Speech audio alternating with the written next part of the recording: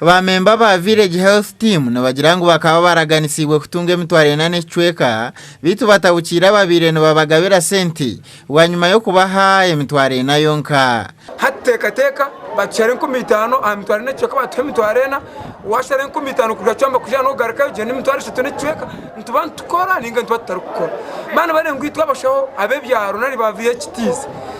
abakuba yambo gukora imirimo ya government twina mugasho batugambire ngo mustame ite twaza kutandika twekore baba tabona kubekora polio yabo tubabeshi twatgaraka gukora ezin district kabazi tungire kare sente mburo bakoriremu itwe district yambare cyaturetire kucererwe sente ubutazi tungiro mbwire kandi bakagaruka bakazireta zitashikire batatushobore enshonga cyazicyeneza nicyo kintu twenda twetegereze enshongane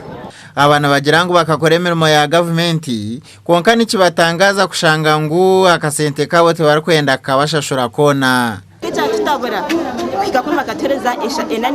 emitware enkimitano bakazitwima ntwebuze nkimitane ezo zaza sobeze ba district agatetra training agombora trainingwa yatujya amherwa exercise zeji zo kwa tunge mtwaye na buri mtwaye n'icwe kaburi VHT ubwo hatu batwesire batahone birango twaterana n'amasumu tuyija twashikaha atubye muri bamuhe mtwaye n'inkumitano zibasara nyoka nokagamba ngakora sales zibiri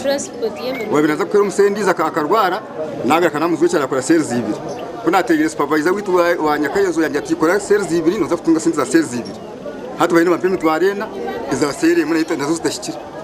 Assistant Health Inspector wa Nyakayozo Division ashabara barukwatwa ho mu bya sente okushobora enshongeji. I'll send the Kasha District 1 to pay the money, whom I don't know, his name is undisclosed, but we are yet to know his name. He's the one paying together with the in charge of the health center 3. So now the VSCs are complaining that when we had the training, they were promised that we are going to get 45,000. But now on the actual day of paying us now, after even the money has been delayed, you have given us only 40,000. So they want to find out where is that 5,000. Wanyuma ba memba ba Village Health Team bakingire gate nuko ababire no bagaba sente kutandika kuterera n'amasumu barukuronda ekibara akuraseho mwene rizoba kashi yakuyija yabaretere mitwarena ukirire papuro kubyana bugamba na according to the budgets ziyatorekerizo kunaza kugamba na kandi 15 agwenzi zitaruko yanyoreka ikinde cyupapura yanyoreka ngo hari izindi sente ahubwo babiri nibaze processing in phases. Phase 1 ebire yizire shashura abantu bona abashaho hamwe na VHTs agizeng batch yo kubanza bashobize miliyoni 800 then erizoba ba banking check ya miliyoni 5 eroho esente za VHTs ezemu 5 norege ya budget kumiti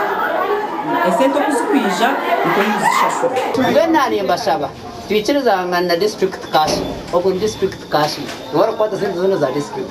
abashobora kasiona kahira turikaha tuwezere tingora koda kobererwa chatizi nakugara kai oyo tukanse zito kajerchi because no program ya government kane itaga accountability kane itaga transparency tikwa so mukamse mekwa mukore mitwaro ina netwe kamyana ikana abuza hirese wa hire no yabahire no nambuza habo huki yanya wakashi mukaba heze mitwaro ina netweka hata wagera bako heze mitwaro ngahi ba memba ba Village Health Team nabagira ngo sente zabo baba batazitungire nabaza kureka hwemerimo yabo kandi bagumize muno kwesharinga gasha kwa Anthony Atwine aha wa TV West Omurimbara.